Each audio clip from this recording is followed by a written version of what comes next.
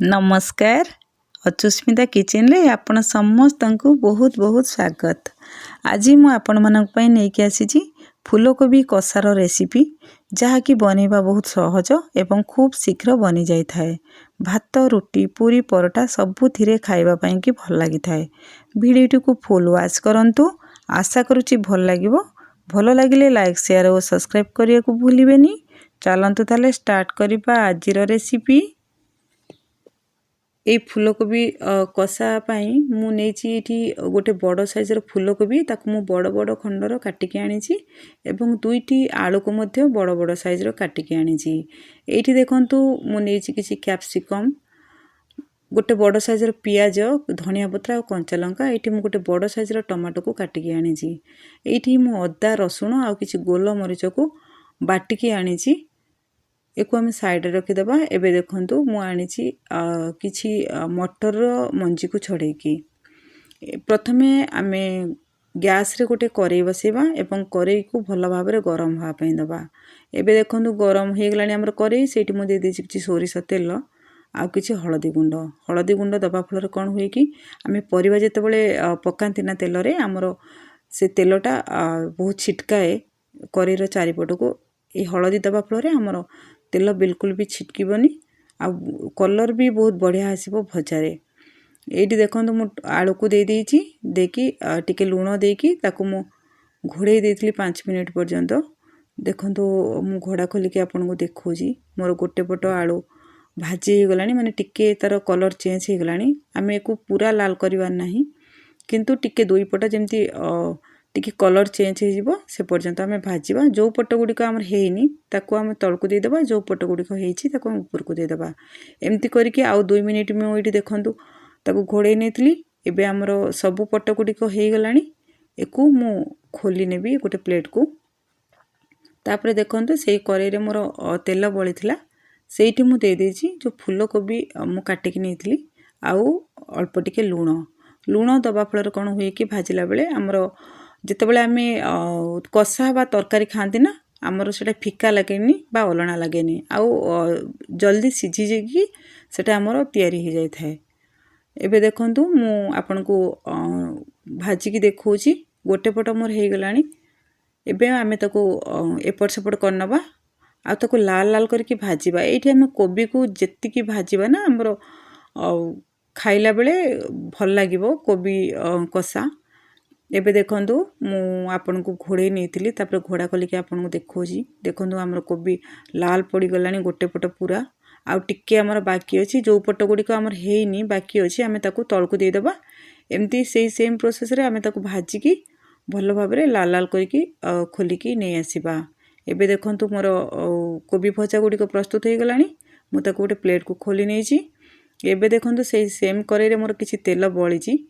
एठी मु आउ टिके तेल देछि सेही सोरिष तेल ही देबे कषा पई सोरिष तेल बहुत बढ़िया लागे। एठी मु देछि किछि गरम मसला दुई छोटो जो छोटो छोटो खंडर दालचीनी गोटे गुजराती आउ किछि गोलमरीच आउ गोटे तेजपत्र। तापरे मु एठी जो काटि के रखितली पियाज सेटा को मु दे देछि। एठी आमे भल भाव रे पियाज को भाजीबा टिके तार जेमति कलर चेंज हे जिवो से पर्यंत भाजीबा। एबे देखंतु हमर पियाज रो कलर चेंज हे आसलानी।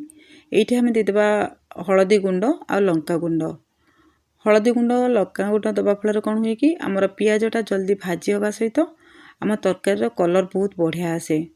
एटा तेल रे देले बहुत बढ़िया कलर आसे। एबे देखंतु हमर केते बढ़िया कलर आसिलानी तेल पियाज रे। एठी हमें दे देबा गोटे टमाटो को हमें टिके एपट सेपट करनबा। तापरे हमें ताको किछि समय पर्यंत भाजीबा। एठी क्षमा करिवे मु एठी लूण देथिली मु एटा आपन को वीडियो करे पे भूली जाईची।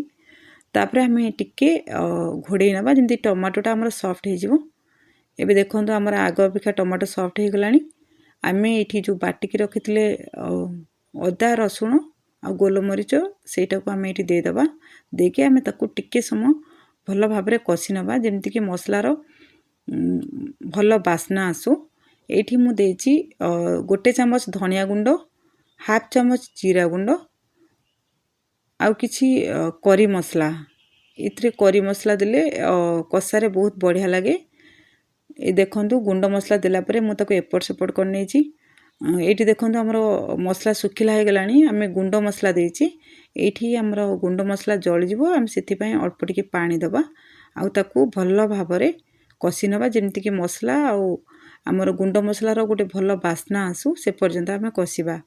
एबे देखंतु हमरो भल्लो भाबरे मसलाटी कसी हे गलानी सुखिला हे गलानी। एठी हमें दे दबा जो भाजी के रखिथिले आलू आउ फूलकोबी। आलू आ फूलकोबी देला परे हमें सेथरे दे दबा जो छड़े की रखिथिले ग्रीन मटर सेटा को दे दबा। हमें ग्रीन मटर को भाजी नांती कंचा नै चंदी सेति पे हमें ताको कोन करबा ना ये मसला संगरे सबु संगरे टिके भल्लो भाबरे 5 मिनिट पर्यंत हमें ताको टिके कसी नबा बा भाजी नबा जा फल रे कि हमरो मटर भाजी हवा सहित मसला मध्य परिवा संगरे बहुत बढ़िया भाबरे कसी ही जिवो।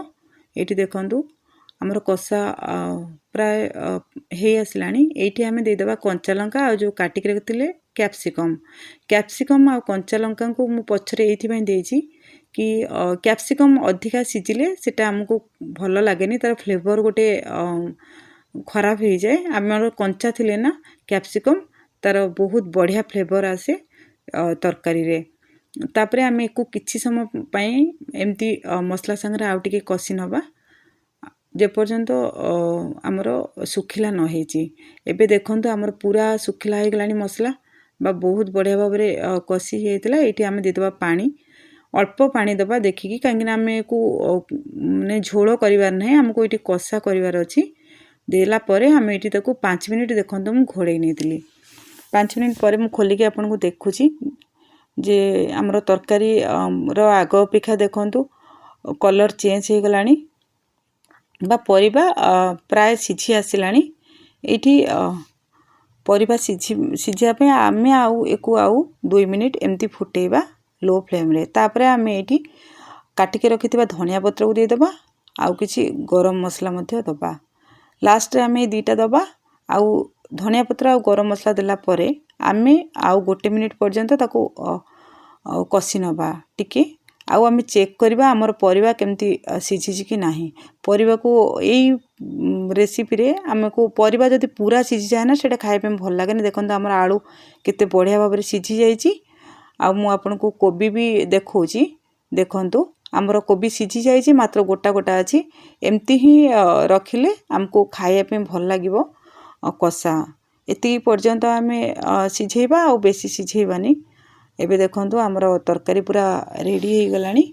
एको हमें एबे गैस को बंद कर दबा। आजि पय रहली पुणी आसीबी आउ एक रेसिपी नै। जय जगन्नाथ।